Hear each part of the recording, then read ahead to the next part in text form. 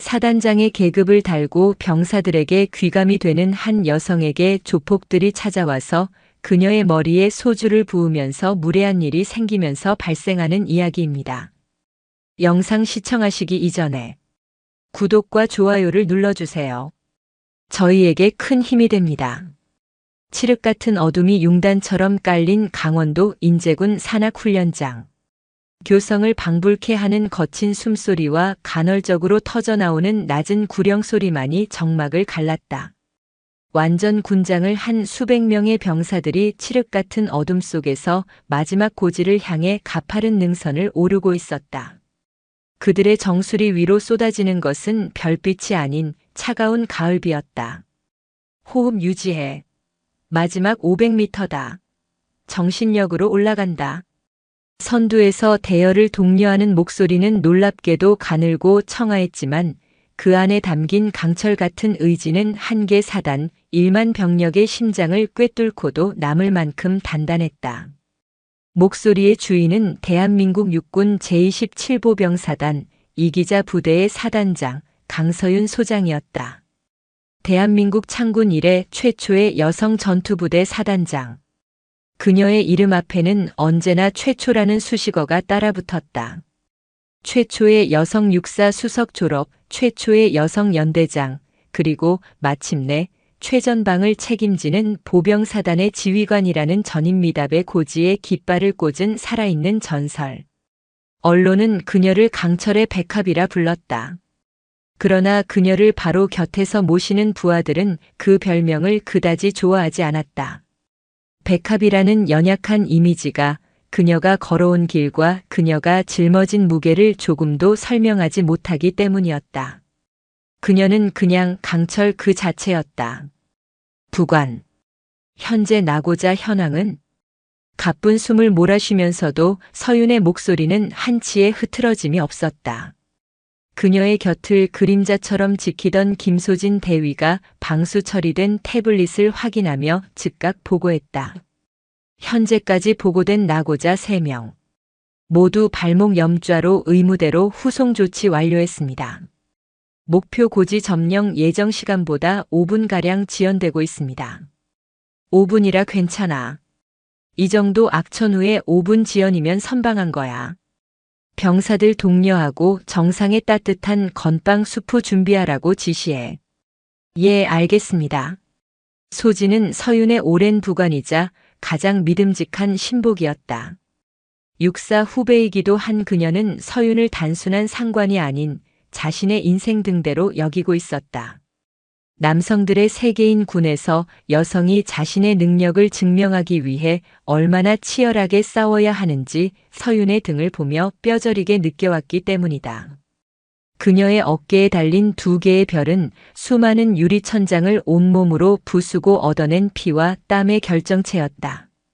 마침내 사단의 깃발이 빗속에서 펄럭이는 마지막 고지에 도착했다. 흙과 비로 범벅이 된 병사들은 그 자리에 주저앉아 거친 숨을 토해냈다. 서윤은 헬멧을 벗었다. 빗물에 젖은 짧은 머리카락이 그녀의 단호한 이마에 달라붙었다. 그녀는 마이크를 잡고 땀과 빗물로 얼룩진 젊은 병사들을 둘러보며 말했다. 제군들 고생 많았다. 오늘 흘린 땀과 인내의 시간이 바로 이기자 정신의 증명이다. 우리는 적과 싸워 이기는 것뿐만 아니라 나 자신과 싸워 이기고 이 험난한 자연과 싸워 이겨야 한다. 오늘 밤 제군들은 그 모든 것에서 승리했다. 나는 제군들이 자랑스럽다. 진심이 담긴 그녀의 말에 탈진했던 병사들의 눈에 다시금 빛이 돌았다. 누군가 먼저 시작한 사단장님.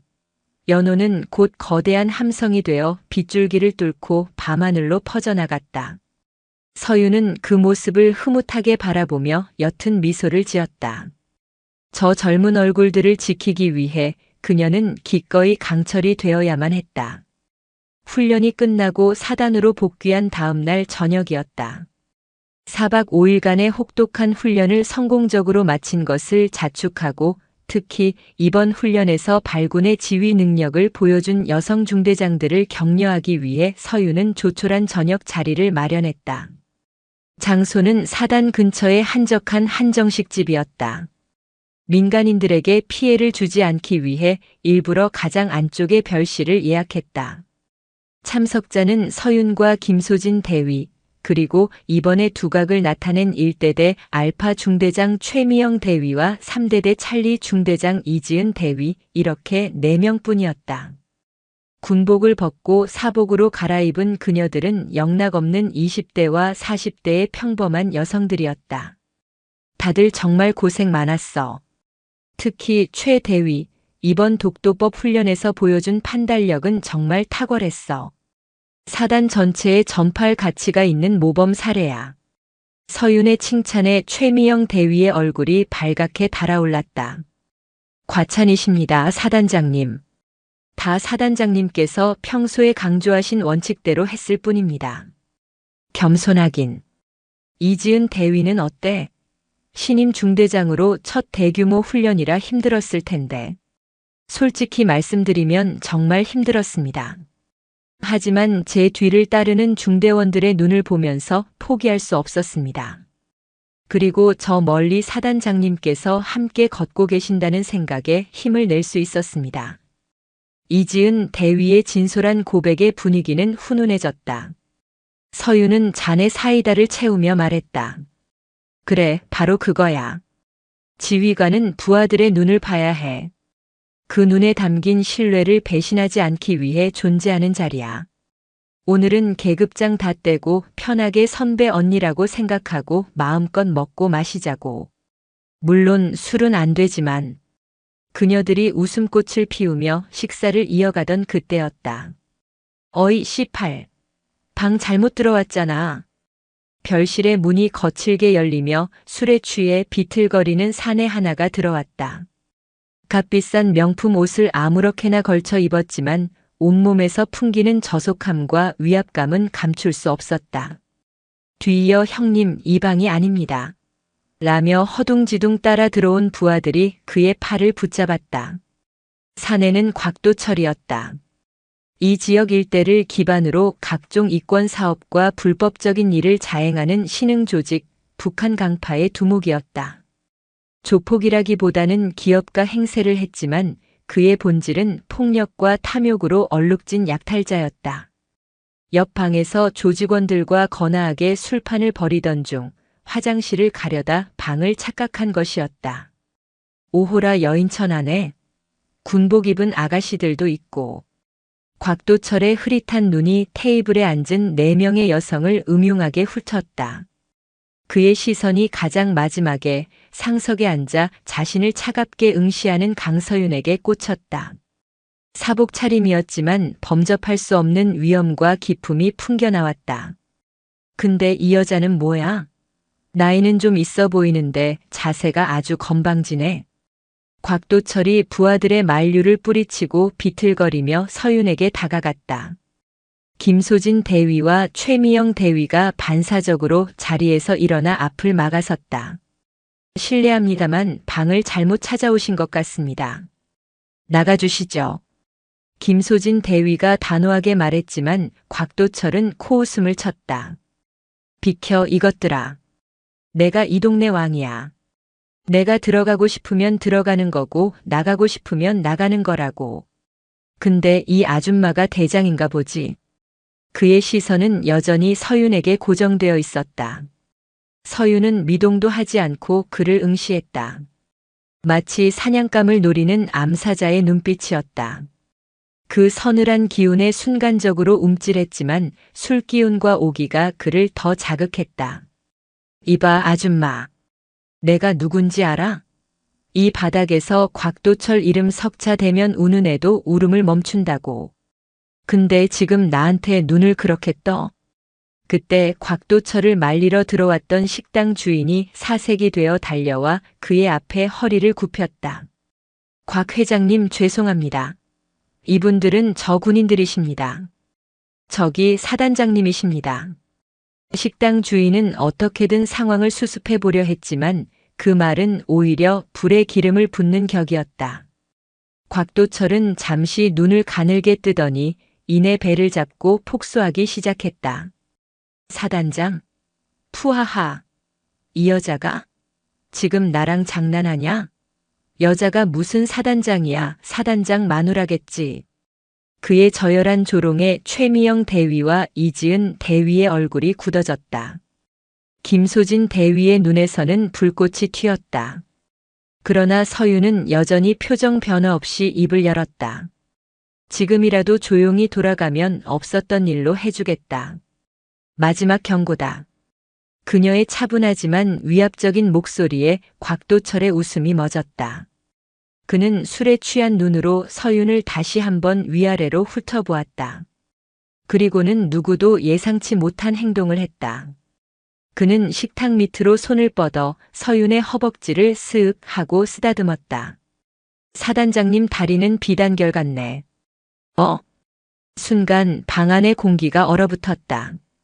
김소진 대위의 이성이 끊어졌다. 이 미친 새끼가. 합기도 유단자인 그녀는 몸을 날려 곽도철의 손목을 꺾어 비틀어 버리려 했다. 그러나 그보다 먼저 움직인 것은 서윤이었다. 김대위 그만. 서윤의 나직한 한마디에 소진의 움직임이 우뚝 멈췄다. 서윤은 자신을 더듬은 곽도철의 손을 뿌리치지도 피하지도 않았다. 그저 싸늘하게 내려다볼 뿐이었다. 내 몸에 손을 댔겠다. 그래, 됐다. 어쩔 건데? 군인이면 뭐 별거 있어? 곽도철은 자신의 행동에 스스로 도취한 듯 더욱 의기양양하게 소리쳤다. 그는 서윤의 침묵을 굴복으로 착각했다.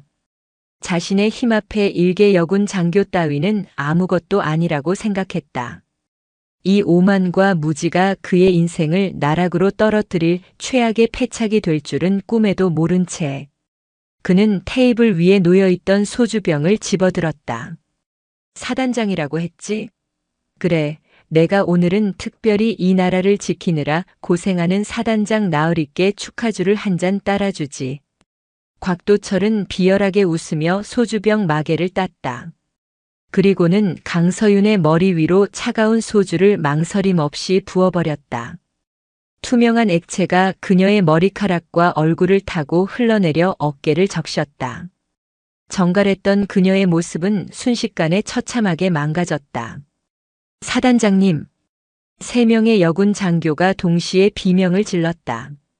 그들의 눈에는 경악과 분노 그리고 사랑하는 지휘관이 모욕당하는 것을 막지 못했다는 자책감이 뒤섞여 있었다.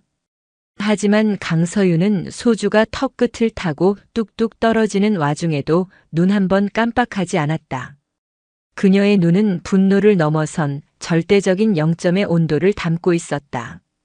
마치 폭풍 전야의 고요한 바다처럼. 곽도철의 부하들과 식당 주인은 이성을 잃은 두목의 행동에 사색이 되었다.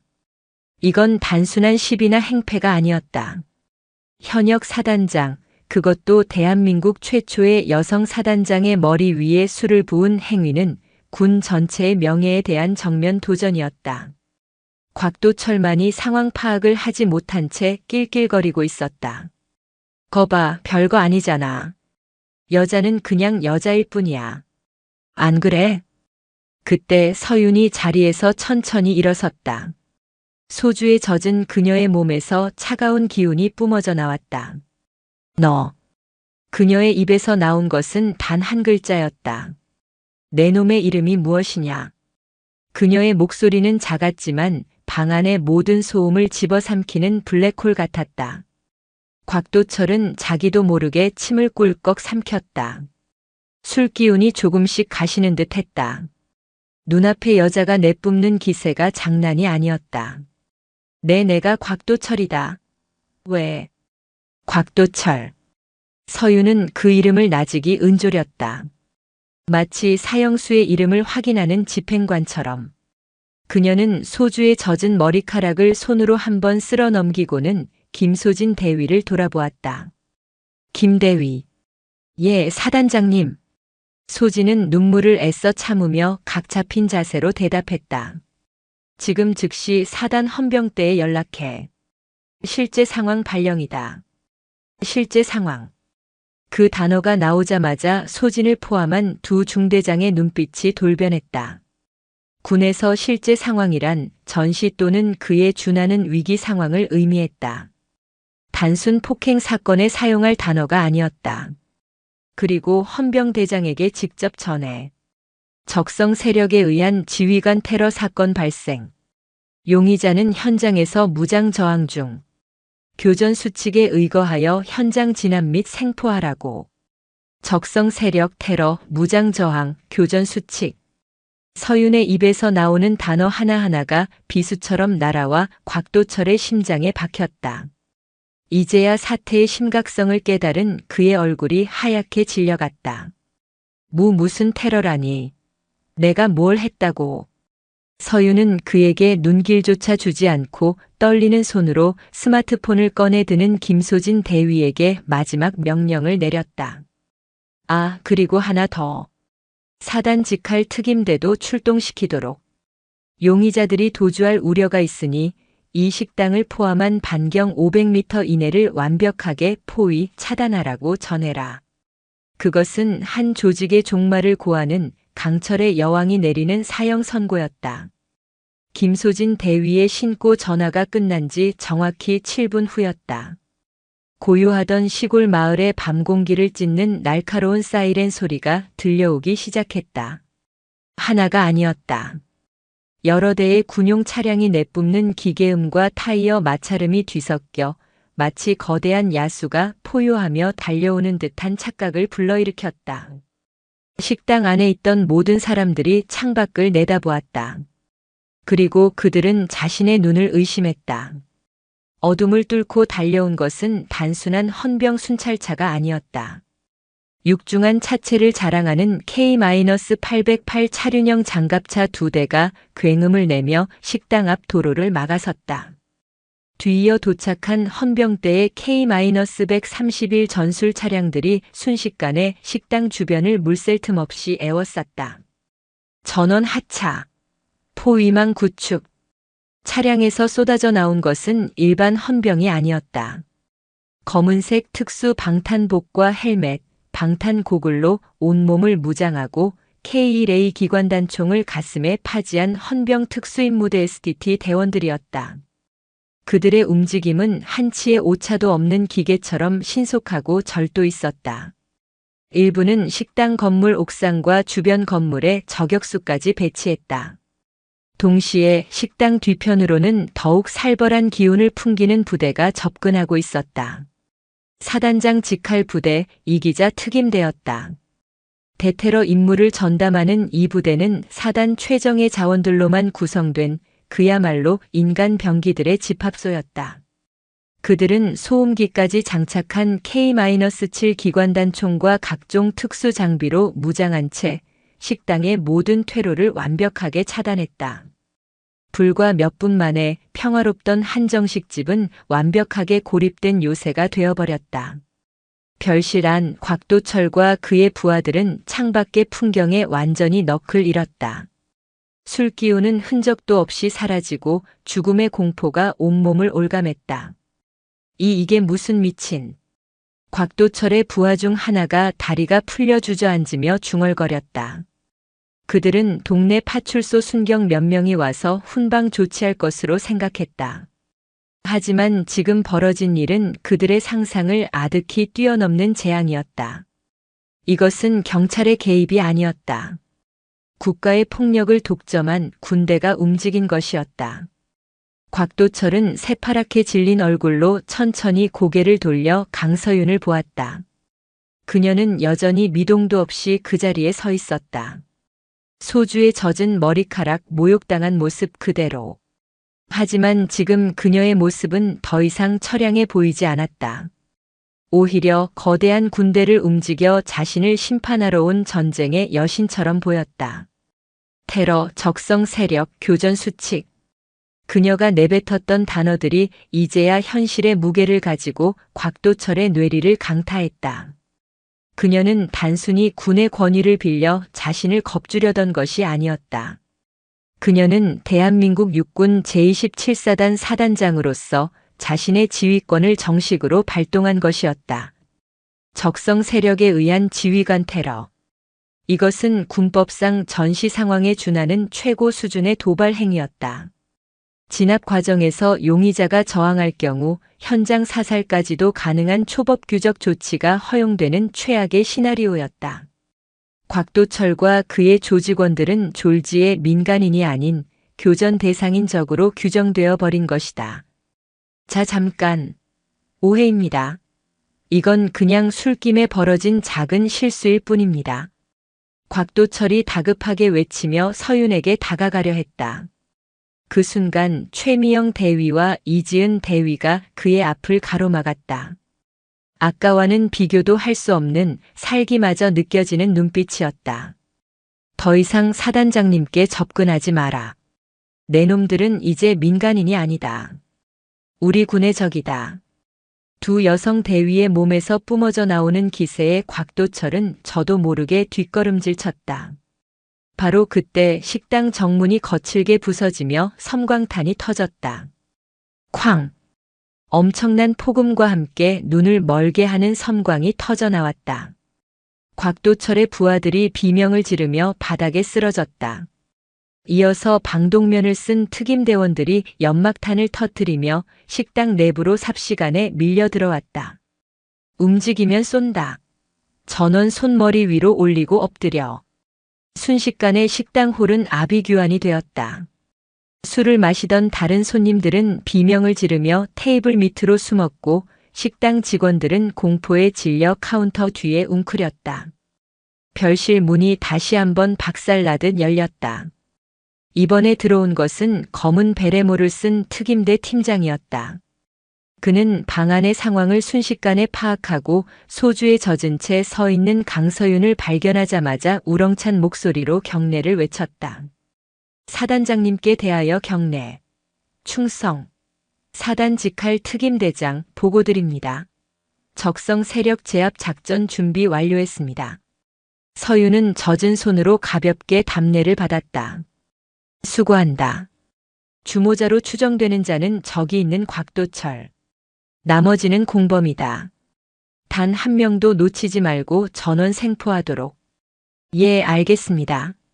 특임대장의 명령이 떨어지기 무섭게 대원들이 곽도철과 그의 부하들에게 벌떼처럼 달려들었다. 으악! 이거 놔. 이거 놔, 이 개새끼들아. 조직의 두목이니 지역의 왕이니 하는 허세는 군홧발 아래 무참히 짓밟혔다. 반항하려던 조직원 한 명은 K1A 개머리판으로 명치를 가격당하고 거품을 물며 쓰러졌다. 곽도철은 팔이 등 뒤로 꺾인 채 바닥에 얼굴을 처박혔다. 그의 비단 같던 명품 셔츠는 흙과 먼지로 더러워지고 자존심은 산산조각 났다. 체포 사유를 말해. 변호사를 부를 권리가 곽도철이 필사적으로 외쳤지만 특임대원은 그의 머리를 바닥에 한 번 더 찌으며 차갑게 말했다. 닥쳐라. 내 놈들은 지금부터 민간인이 아니다. 군형법 제5조 적에 대한 간첩 행위 및 제8조 지휘관에 대한 폭행 및 협박 혐의로 체포된 전시범이다. 변호사? 지옥에 가서나 찾아. 전시범이라는 단어에 곽도철의 눈앞이 캄캄해졌다. 모든 상황은 김소진 대위의 스마트폰 카메라에 고스란히 녹화되고 있었다. 이것은 강서윤이 은밀하게 지시한 사항이었다. 단순히 감정적인 보복이 아닌 모든 절차와 과정이 적법하게 이루어졌다는 증거를 남기기 위함이었다. 상황이 정리되자 헌병대장이 황급히 별실로 들어와 서윤 앞에 섰다. 그의 얼굴은 하얗게 질려 있었다. 사단장님 죄송합니다. 관할 구역 내에서 이런 불미스러운 일이 발생하도록. 자네 잘못이 아니야. 예상치 못한 돌발 상황이었을 뿐. 뒷수습이나 잘하도록. 용의자들의 신병을 확실히 확보하고 민간인 피해가 없도록 현장을 조속히 통제해. 예, 알겠습니다. 충성. 서윤은 헌병대장에게 지시를 내린 후 꽁꽁 얼어붙어 있는 3명의 부하들을 돌아보았다. 다들 놀랐지? 괜찮다. 이제 다 끝났어. 그녀의 따뜻한 말 한마디에 팽팽하게 긴장하고 있던 세 사람의 눈시울이 붉어졌다. 특히 이지은 대위는 참았던 눈물을 터뜨리고 말았다. 사단장님, 죄송합니다. 저희가 지켜드렸어야 했는데. 서윤은 젖은 손으로 이지은 대위의 어깨를 다독였다. 아니, 너희는 나를 지켰다. 끝까지 내 곁을 지키며 그놈들 앞을 막아섰잖아. 그것만으로도 충분해. 너희가 있었기에 나는 조금도 두렵지 않았다. 그녀는 김소진 대위와 최미영 대위에게도 따뜻한 눈빛을 보냈다. 그 눈빛에는 고맙다, 자랑스럽다는 무언의 메시지가 담겨 있었다. 세 명의 여군 장교는 깨달았다. 강서윤이 실제 상황을 발령하고 군대를 동원한 것은 단순히 개인적인 모욕에 대한 분노 때문만이 아니었다는 것을. 그것은 자신을 믿고 따르는 부하들 앞에서, 그리고 군의 명예를 더럽히려는 세력 앞에서 지휘관이 어떻게 행동해야 하는지를 보여주는 가장 확실한 가르침이었다. 무력 앞에서는 더 큰 힘으로, 불의 앞에서는 서슬 퍼런 법으로, 그리고 부하들의 상처받은 자존심 앞에서는 절대적인 신뢰와 지지로 응답해야 한다는 것을 온몸으로 보여준 것이다. 이것은 감정적인 보복이 아니었다. 강철의 여왕이 내리는 서늘하고도 완벽한 심판이었다. 제3부 파문, 그리고 새로운 서약. 현역 사단장 조직폭력배에게 테러당해 군 특임대 출동, 전원 검거. 다음 날 아침 대한민국은 발칵 뒤집혔다. 언론사들은 앞다투어 속보를 쏟아냈다. 최초의 여성 사단장인 강서윤 소장이 지역 조폭에게 봉변을 당했다는 사실, 그리고 그녀가 직접 실제 상황을 발령해 군 병력을 동원 조폭 조직을 일망타진했다는 전대미문이 사건은 순식간에 모든 이슈를 집어삼켰다. 초기 여론은 미묘하게 갈렸다. 일부에서는 아무리 그래도 민간인에게 군대를 동원한 것은 과잉 대응이라는 비판이 조심스럽게 고개를 들었다. 여성이라는 이유만으로 그녀의 리더십을 폄훼하던 일부 커뮤니티에서는 여자 장군이라 감정적으로 대처했다는 식의 악의적인 비난도 퍼져나갔다. 그러나 상황은 김소진 대위가 촬영한 영상이 공개되면서 급반전되었다. 영상에는 곽도철이 여자가 무슨 사단장이냐며 모욕적인 언사를 퍼붓는 장면, 제지하는 여군 장교들을 힘으로 밀치는 장면, 그리고 결정적으로 강서윤 소장의 다리를 더듬고 머리에 소주를 붓는 장면이 적나라하게 담겨 있었다. 경악스러운 만행이 공개되자 여론은 들끓었다. 이것은 단순한 시비나 과잉 대응의 문제가 아니었다. 군복을 입은 군인, 그것도 한 사단을 책임지는 지휘관의 인격과 명예를 공개적으로 짓밟은 명백한 테러 행위라는 공감대가 형성되었다. 특히 모욕을 당하는 순간에도 미동도 하지 않고 냉정함을 유지하던 강서윤의 모습과 상관을 지키기 위해 몸을 던지던 여군 장교들의 모습이 대비되면서 국민적 분노와 감동을 동시에 자아냈다. 과잉 대응이라는 비판은 속 시원한 정의 구현이라는 찬사로 바뀌었다. 나라 지키는 군인에게 술 붓는 조폭, 이게 나라냐? 사단장님의 냉철한 판단력, 진짜 군인이다. 저런 분 밑이라면 내 아들 군대 보내도 안심이다. 여군 장교들 너무 멋있다. 걸크러쉬 폭발. 국방부와 청와대도 즉각적인 반응을 보였다. 국방부 장관은 우리 군의 명예에 대한 심각한 도전으로 규정하고 법과 원칙에 따라 한치의 관용도 없이 엄중하게 처리하겠다는 강경한 입장을 발표했다. 검찰과 경찰도 군과 합동수사본부를 꾸렸다. 곽도철과 북한 강파에 대한 수사는 단순 폭행 혐의를 넘어 범죄단체 조직 및 각종 이권 개입, 불법 사업 운영 등 조직의 뿌리를 뽑는 방향으로 전개되었다. 곽도철이 술김에 저지른 단 한 번의 오만한 행동은 그의 왕국을 송두리째 무너뜨리는 스노우볼이 되어 굴러가기 시작했다. 사건의 폭풍 속에서 강서윤은 조금도 흔들리지 않았다. 그녀는 합동수사본부의 참고인 조사에 성실히 임했고 언론의 과도한 취재 요청에는 정중하지만 단호하게 선을 그었다. 그녀는 오직 자신의 임무에만 집중했다. 사건 다음 날에도 평소와 똑같은 시간에 출근해 사단의 모든 현안을 직접 챙겼다. 그녀의 그런 모습은 오히려 부대원들에게 더 큰 안정감과 신뢰를 주었다. 사건이 있고 일주일 후 사단 연병장에서 전 부대원이 모인 가운데 주간 지휘관 훈시가 열렸다. 모두의 시선이 단상 위에 선 강서윤에게 쏠렸다. 그녀가 과연 이번 사건에 대해 어떤 말을 할 것인지 모두가 숨을 죽이고 있었다. 서윤은 연병장을 가득 메운 1만 명의 장병들을 천천히 둘러보았다. 그리고 담담하지만 힘있는 목소리로 입을 열었다. 지난 한 주간 우리 사단은 원치 않는 일로 세간의 주목을 받았다. 그녀는 사건을 직접적으로 언급했다. 나는 이번 일을 겪으며 많은 생각을 했다. 개인적인 모욕감이나 분노 때문이 아니다. 나는 과연 이 군복의 무게를 그리고 내 어깨에 달린 이 별의 무게를 제대로 감당하고 있는가에 대한 깊은 성찰이었다. 장병들은 조용히 그녀의 말에 귀를 기울였다. 군복은 단순한 옷이 아니다. 그것은 국가와 국민을 위해 나의 모든 것을 바치겠다는 신성한 서약의 상징이다. 계급장은 권위의 상징이 아니다. 그 계급에 따르는 무한한 책임의 상징이다. 나는 그날 군복의 명예와 책임의 무게가 땅에 떨어지는 것을 보았다. 그리고 나는 지휘관으로서 그것을 절대 용납할 수 없었다.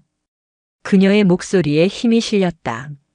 내가 군대를 동원한 것은 사적인 복수를 위해서가 아니다. 그것은 공적인 책무를 다하기 위함이었다. 대한민국 군인은 그 누구에게도 부당하게 모욕당하거나 폭행당해서는 안 된다는 것을, 우리 군은 스스로를 지킬 힘과 의지가 있다는 것을 명백히 보여주기 위함이었다. 그리고 이 자리에 있는 나의 부하들, 나의 전우들이 자긍심을 가지고 군 복무를 할 수 있는 환경을 만드는 것이 나의 가장 큰 책무라고 믿었기 때문이다. 그녀는 잠시 말을 멈추고 앞줄에 서 있는 김소진 대위, 최미영 대위, 이지은 대위를 바라보았다. 그날 밤 나를 지키기 위해 맨몸으로 앞을 가로막았던 나의 부하들이 있었다. 그들의 눈에서 나는 두려움이 아닌 분노와 결의를 보았다. 그것이야말로 우리 이기자 부대의 정신이며 대한민국 군인의 진짜 모습이다. 나는 그들이 너무나 자랑스럽다. 서윤의 말에 3명의 여군 장교는 조용히 눈물을 훔쳤다. 그날의 공포와 분노가 지휘관의 따뜻한 인정과 격려 속에서 긍지와 자부심으로 승화되는 순간이었다. 제군들. 서윤의 목소리가 연병장에 울려 퍼졌다. 우리는 강해야 한다. 우리의 강함은 적을 압도하는 화력뿐만 아니라 그 어떤 불의와도 타협하지 않는 정의로움, 그리고 내 옆의 전우를 지키는 뜨거운 동료애에서 나온다. 군복 입은 군인이 존중받는 나라, 그것이 바로 우리가 목숨 걸고 지켜야 할 진정한 강한 대한민국이다. 그 자부심을 가슴에 품고 각자의 위치에서 맡은 바 임무에 최선을 다해주길 바란다. 이상. 훈시가 끝나자 연병장에서는 그 누구도 먼저랄 것 없이 우레와 같은 박수가 터져나왔다. 그것은 상관의 명령에 따르는 의례적인 박수가 아니었다. 진정한 리더에 대한 존경과 신뢰, 그리고 군인으로서의 자긍심을 일깨워준 것에 대한 진심 어린 감사의 표현이었다. 몇 달 후 곽도철과 북한 강파 조직원들은 법의 엄중한 심판을 받았다. 곽도철은 폭행 혐의는 물론 범죄단체 조직, 공동갈취, 협박 등 수십 개의 혐의가 추가되어 15년이라는 중형을 선고받았다. 그의 왕국은 완전히 해체되었고 그는 사회로부터 완벽하게 격리되었다. 술김에 저지른 한 번의 행동이 부른 파멸적인 최후였다. 그리고 그해 가을 대한민국 육군은 또 하나의 새로운 역사를 썼다. 정기 인사 발표에서 강서윤 소장은 중장으로 진급하며 군단장으로 영전했다. 대한민국 최초의 여성 군단장이 탄생하는 순간이었다. 군단장 취임식 날 그녀는 수많은 장성과 내외 귀빈 앞에서 흔들림 없는 목소리로 말했다. 저는 오늘 이 영광스러운 자리에 서서 국가와 국민, 그리고 사랑하는 나의 부하들에게 다시 한번 엄숙히 서약합니다. 조국 수호의 최전선에서 가장 강하고 정의로운 군대를 만들겠습니다. 그리고 그 어떤 위협으로부터도 나의 부하들을 지켜내는 그런 지휘관이 되겠습니다. 충성. 그녀의 서약은 바람을 타고 그녀가 지켜야 할 대한민국의 산과 들로 퍼져나갔다. 취임식이 끝나고 새로운 군단장실에서 창밖을 내다보는 그녀의 곁으로 새로운 작전 참모가 다가와 경례를 붙였다. 군단장님 축하드립니다. 서윤이 돌아보자 소령 계급장을 단 김소진이 환한 미소로 서 있었다. 그녀 역시 이번 인사에서 영전하여 서윤을 따라 군단으로 자리를 옮긴 것이었다. 김소령도 축하해. 앞으로 할 일이 많을 거야. 기대됩니다, 군단장님. 어디든 함께 가겠습니다. 두 사람은 말없이 창밖의 늠름한 부대를 바라보았다. 한때 강철의 백합이라 불렸던 여인은 이제 수많은 강철 같은 후배들과 함께 대한민국을 지키는 거대한 강철의 숲을 이루고 있었다. 그녀들이 함께 바라보는 저 너머에는 그 어떤 어둠도 감히 넘볼 수 없는 강하고 찬란한 조국의 미래가 펼쳐지고 있었다. 그 길을 만드는 것은 바로 불의에 굴하지 않는 용기와 자신을 믿어주는 동료에 대한 신뢰 그리고 군복의 무게를 기꺼이 짊어지는 책임감이라는 것을 그녀들은 온몸으로 증명하고 있었다. 시간은 강물처럼 흘러 한때 대한민국을 떠들썩하게 했던 한정식집 테러 사건의 소란스러움도 역사의 뒤편으로 희미해져 가고 있었다. 하지만 그 사건이 남긴 파문은 보이지 않는 곳에서 더욱 깊고 단단한 무언가를 만들어내고 있었다. 강원도 철원, 대한민국 중부전선을 책임지는 육군 제3군단의 지휘통제실. 거대한 전면 스크린에는 수많은 군사 기호와 데이터가 쉴 새 없이 흘러가고 있었다. 한미연합 자유의 방패 훈련이 정점에 달한 순간이었다. 블루팀 알파 58고지 점령 확인. 레드팀의 기계화 부대 현재 3시 방향에서 우회 기동 중. 예상 교전 시간 15분 후. 공군 지원 요청. A10편대 해당 좌표에 대한 근접 항공 지원 즉시 실시하라. 오폭은 절대 불가하다. 반복한다. 오폭은 절대 불가하다. 수십 명의 참모들이 긴박하게 움직이는 지휘통제실의 심장부 가장 높은 단상 위에서 이 모든 상황을 지휘하는 이는 바로 군단장 강서윤 중장이었다. 2년 전 대한민국 최초의 여성 군단장이라는 또 하나의 역사를 쓴 그녀는 이제 3개의 사단과 여러 직할부대 총 4만여 명의 병력을 지휘하는 야전 지휘관으로서 그 누구도 부정할 수 없는 카리스마와 능력을 입증해 보이고 있었다. 그녀의 어깨에 달린 별은 3개로 늘었지만 눈빛은 소장 시절보다 더욱 깊고 서늘해져 있었다. 한낱 사단의 지휘관일 때와 국가 방위의 한 축을 책임지는 군단장으로서 짊어져야 할 책임의 무게는 차원이 달랐다. 그녀는 이제 단순히 강철의 백합이나 이기자 사단장이 아니었다. 한미 양국의 장성들 사이에서 그녀는 스틸 아이리스, 즉 강철의 통찰력을 가진 지휘관으로 불렸다. 그 어떤 혼란 속에서도 전장의 핵심을 꿰뚫어보고 가장 정확한 결정을 내리는 그녀에 대한 경외심이 담긴 별명이었다. 제너럴 캥. 그녀의 곁에 서 있던 미8군 부사령관 마이클스 소장이 감탄 어린 목소리로 말했다. 그의 결단력은 놀랍군요. 레드팀의 지휘관이 제 오랜 친구인데 아마 지금쯤 머리를 뜯고 있을 겁니다. 그의 전술 패턴을 완벽하게 읽어내셨습니다. 서윤은 스크린에서 눈을 떼지 않은 채 담담하게 대답했다. 과찬이십니다, 장군님. 적의 움직임을 예측하는 것은 지휘관의 기본 책무일 뿐입니다. 중요한 것은 예측 이후의 대응입니다. 그녀의 말처럼 스크린 위에서는 블루팀이 서윤의 지휘에 따라 완벽한 포위망을 구축하며 레드팀을 압박하고 있었다. 그때 그녀의 등 뒤에서 조용한 목소리가 들려왔다. 군단장님, 잠시 드릴 말씀이 있습니다. 여전히 그녀의 그림자처럼 곁을 지키는 비서실장 김소진 소령이었다. 2년의 시간 동안 그녀 역시 더욱 노련하고 성숙해져 있었다. 이제 그녀는 단순히 서윤의 충실한 부관을 넘어 군단 전체의 작전 흐름을 꿰고 군단장의 의중을 가장 정확하게 읽어내는 핵심 참모로 성장해 있었다. 서윤은 마이클스 소장에게 잠시 양해를 구하고 통제실 한쪽 구석으로 자리를 옮겼다. 무슨 일이지? 군단장님께 온 편지입니다. 사적인 편지라 제가 먼저 확인했습니다. 보시는 게 좋을 것 같아 가져왔습니다. 소진이 내민 것은 평범한 흰 봉투였지만 발신인의 이름이 적힌 곳을 보는 순간 서윤의 눈썹이 미세하게 꿈틀했다. 경북 제2교도소 수감번호 2471 곽도철. 2년이라는 시간 동안 잊고 지냈던 이름이었다. 자신의 오만함으로 스스로를 파멸시킨 한때 지역의 왕으로 군림했던 남자의 이름.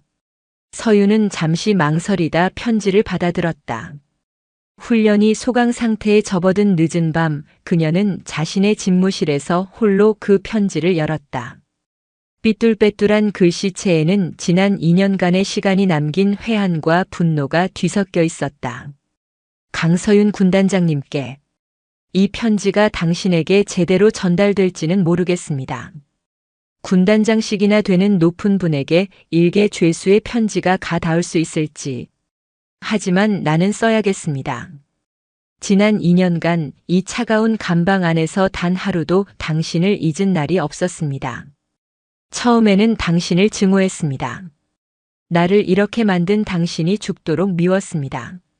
술김의 한 작은 실수, 그저 시시한 해프닝으로 끝날 수도 있었던 일을 침소봉대하여 내 인생을 송두리째 무너뜨린 당신의 냉혹함에 치를 떨었습니다. 이 안에서 나는 내가 쌓아 올린 모든 것이 무너지는 소리를 들었습니다. 내 조직, 내 돈, 나를 따르던 부하들 모든 것이 신기루처럼 사라졌습니다. 그 모든 것이 당신의 그 서늘한 눈빛 한 번에서 시작되었다는 사실을 깨달았을 때 나는 복수를 다짐하기도 했습니다. 하지만 시간이 지나고 이 지독한 고독 속에서 생각하고 또 생각했습니다. 나는 대체 무엇을 잘못했던 걸까? 내가 잘못한 것은 그날 당신의 다리를 만지고 머리에 술을 부은 것뿐이었을까요? 아닙니다. 나는 이제 압니다. 나의 진짜 잘못은 당신이 여자라는 이유로 당신이 입은 군복의 무게를, 당신 어깨에 달린 별의 의미를 알아보지 못했다는 것입니다. 나는 당신이라는 사람을 본 것이 아니라 내 멋대로 판단한 여자라는 껍데기를 보았던 겁니다. 내가 평생을 무시하고 깔보며 살아왔던, 내 힘 앞에 굴복해야만 한다고 믿었던 그 존재가 실은 나 따위는 감히 상상조차 할 수 없는 거대한 힘과 책임을 짊어진 존재였다는 것을 몰랐습니다. 강서윤 씨, 나는 아직도 당신을 완전히 이해할 수 없습니다. 당신이 가진 그 힘의 정체가 무엇인지, 그 차가운 표정 뒤에 무엇이 숨어 있는지. 하지만 한 가지는 확실히 알겠습니다. 나는 당신에게 진 것이 아닙니다. 나는 내가 평생을 무시하고 살아왔던 세상의 규칙이라는 것에 진 것입니다. 당신은 그 규칙을 집행하는 대리인이었을 뿐이겠지요. 나는 여기서 13년을 더 썩어야 합니다. 내가 나갈 때쯤이면 세상은 또 얼마나 변해 있을지. 당신은 아마 더 높은 곳에 올라가 있겠지요. 이 편지를 쓰는 이유는 용서를 구하기 위함이 아닙니다. 원망을 하기 위함도 아닙니다. 그저 묻고 싶었습니다. 그날 밤 당신은 정말로 두렵지 않았습니까? 그리고 나 같은 놈 하나를 부수기 위해 군대까지 동원한 당신의 그 행동이 정말로 정이었다고 지금도 믿고 있습니까? 당신의 그 정의 때문에 한 사람의 인생, 그리고 그에게 딸린 수많은 사람들의 인생이 박살났다는 것에 대해 어떤 책임감도 느끼지 않으십니까? 언젠가 당신의 대답을 들을 수 있기를 바랍니다. 2027년 늦가을. 곽도철 올림. 편지를 다 읽은 서유는 말없이 창밖을 바라보았다. 창밖으로는 수많은 불빛들이 별처럼 반짝이고 있었다. 자신이 지켜야 할 도시의 불빛, 그리고 자신이 책임져야 할 부대의 불빛이었다. 곽도철의 질문이 그녀의 마음속을 헤집었다. 정말로 두렵지 않았습니까? 정말로 정이었다고 지금도 믿고 있습니까? 그녀는 그날 밤을 떠올렸다.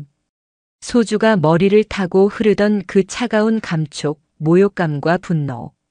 하지만 그 모든 감정을 억눌렀던 것은 지휘관으로서의 책임감이었다. 자신을 바라보는 부하들의 눈빛, 그 안의 신뢰를 배신할 수 없다는 절박함이었다. 두려웠냐고? 물론 두려웠다. 하지만 그 두려움은 육체적인 위협에 대한 것이 아니었다. 나의 나약한 모습이, 나의 굴복이, 나와 같은 길을 걷는 수많은 후배 여군들에게 또 하나의 유리장벽이 될까봐 두려웠다. 최초의 여성 사단장도 결국 여자일 뿐이라는 낙인이 찍힐까봐 두려웠다. 그것은 정의였는가? 서유는 스스로에게 되물었다. 그녀는 곽도철을 파멸시키는 과정에서 단 하나의 불법도 저지르지 않았다. 군법과 실정법이 허용하는 모든 절차를 철저히 지켰다. 하지만 법의 집행이 언제나 완벽한 정의를 의미하지는 않는다는 것도 알고 있었다. 그녀의 심판은 한 조직을 괴멸시켰고 그 파편은 수많은 사람들의 삶에 영향을 미쳤을 것이다. 군단장님. 노크 소리와 함께 김소진 소령이 들어왔다. 그녀의 손에는 따뜻한 차가 들려 있었다. 편지는 다 읽으셨습니까? 서윤은 고개를 끄덕였다. 소진은 서윤의 표정을 살피며 조심스럽게 말했다. 곽도철 그가 어떤 의미로 편지를 썼든 군단장님께서 흔들리실 필요는 없습니다.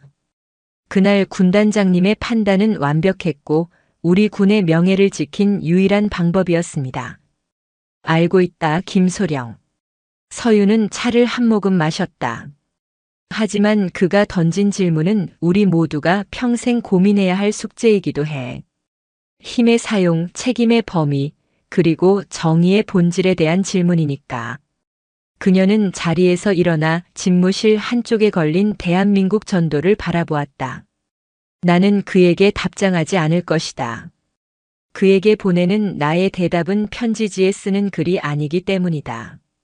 며칠 후 서유는 육군 여군 사관학교 창설 기념 행사에 주빈으로 초청받았다. 수백 명의 젊고 총기 넘치는 여생도들과 신임 장교들 앞에서 그녀는 담담하게 연설을 시작했다. 그녀는 자신의 성공 신화를 이야기하지 않았다. 대신 자신이 겪었던 수많은 실패와 좌절, 그리고 편견에 대해 이야기했다. 그리고 한정식집 사건에 대해서도 처음으로 공개적인 자리에서 입을 열었다. 많은 사람들이 그날 저의 행동을 단호한 결단이었다고 평가합니다. 하지만 저는 오늘 여러분께 그 이면의 이야기를 하고자 합니다. 저는 그날 두려웠습니다. 모욕감에 몸이 떨렸습니다. 하지만 저보다 더 분노하고 저를 지키기 위해 기꺼이 자신의 몸을 던졌던 3명의 훌륭한 부하들이 곁에 있었습니다. 그녀의 시선이 객석에 특별 초청된 최미영 소령과 이지은 소령에게 향했다. 두 사람은 어느덧 각 부대의 핵심적인 연관 장교로 성장해 있었다. 그들은 서윤을 향해 조용히 미소 지었다. 제가 실제 상황을 발령한 진짜 이유는 저 개인의 복수를 위해서가 아니었습니다. 그것은 내 부하들에게 그리고 미래의 군인이 될 여러분들에게 한 가지 약속을 하기 위함이었습니다. 여러분이 군복을 입고 있는 한 국가는 그리고 군은 반드시 여러분을 지킬 것이라는 약속. 여러분의 명예가 짓밟히도록 결코 내버려 두지 않을 것이라는 약속입니다. 생도들의 눈이 빛나기 시작했다. 힘은 그것을 가진 자를 위한 것이 아니라 그것을 필요로 하는 이들을 지키기 위해 존재할 때 비로소 정의가 됩니다. 여러분이 앞으로 지휘하게 될 단 한 명의 병사라도 그의 인격과 명예를 지켜주는 것. 그것이 바로 지휘관의 가장 신성한 책무입니다. 힘을 휘두르는 자가 아니라 힘의 올바른 쓰임을 아는 자가 되십시오. 강철 같은 힘을 갖되 그 힘으로 사람을 살리는 지휘관이 되십시오. 연설이 끝나자 강당은 떠나갈 듯한 박수로 가득 찼다. 젊은 여생도들은 동경과 존경이 가득한 눈빛으로 단상 위에 살아있는 전설을 바라보았다. 그날 그녀가 던진 메시지는 그녀의 후배들 가슴속에 새로운 강철 심지를 박아 넣었다. 행사가 끝나고 서유는 학교 교정을 거닐었다. 한 무리의 생도들이 그녀에게 다가와 용기 내어 말을 걸었다. 군단장님, 사진 한 번만 같이 찍어주실 수 있습니까? 군단장님처럼 되는 것이 제 꿈입니다. 그들의 앳되고 희망에 찬 얼굴을 보며 서유는 곽도철의 편지를 다시 떠올렸다. 나 같은 놈 하나를 부수기 위해 군대까지 동원한 당신의 그 행동이 정말로 정의였다고 지금도 믿고 있습니까? 그녀는 마음속으로 대답했다. 그래, 그것은 정의였다. 그녀의 정의는 곽도철 한 사람을 파멸시키기 위함이 아니었다. 그녀의 정의는 바로 눈앞에 있는 이 젊은이들이, 그리고 전후방 각지에서 묵묵히 조국을 지키는 수십만 장병들이 부당한 폭력에 좌절하지 않고 자긍심을 가지고 군인의 길을 걸을 수 있도록 하는 기반을 다지는 일이었다. 하나의 썩은 뿌리를 도려내어 더 많은 건강한 나무들이 자랄 수 있는 숲을 만드는 일이었다. 그날 밤 군단장실로 돌아온 서유는 곽도철의 편지를 서랍 깊숙한 곳에 넣었다. 그녀는 더 이상 그 편지에 얽매이지 않았다. 그녀의 대답은 이미 세상에 나와 있었다. 그녀의 대답은 군의 핵심 참모가 되어 그녀의 곁을 지키는 김소진 소령의 빛나는 눈빛이 있었다. 그녀의 대답은 일선 부대에서 유능한 지휘관으로 성장한 최미영, 이지은 소령의 늠름한 모습이 있었다. 그녀의 대답은 군단장님처럼 되고 싶다고 외치던 젊은 여생도들의 희망찬 목소리 있었다. 그리고 그녀의 대답은 그녀가 지휘하는 4만 군단이 지켜내는 이 땅의 평화로운 밤 풍경 그 자체였다. 강철은 두들겨 맞을수록 더욱 단단해진다. 강서윤이라는 강철은 그날의 모욕과 시련을 통해 스스로를 더욱 날카롭게 벼려냈고 이제는 자신을 넘어 더 많은 강철들을 길러내는 거대한 용광로가 되어 있었다. 창밖으로 동이 트고 있었다. 대한민국에서 가장 먼저 아침을 맞는 곳 중부전선. 강서윤 중장은 지친 기색 없이 다시 지휘석에 앉아 어둠을 밀어내고 떠오르는 찬란한 여명을 바라보았다. 그녀가 만들어갈, 그리고 그녀가 지켜낼 조국의 새로운 아침이었다. 영상이 유익하셨다면 구독과 좋아요, 댓글까지 부탁드리겠습니다.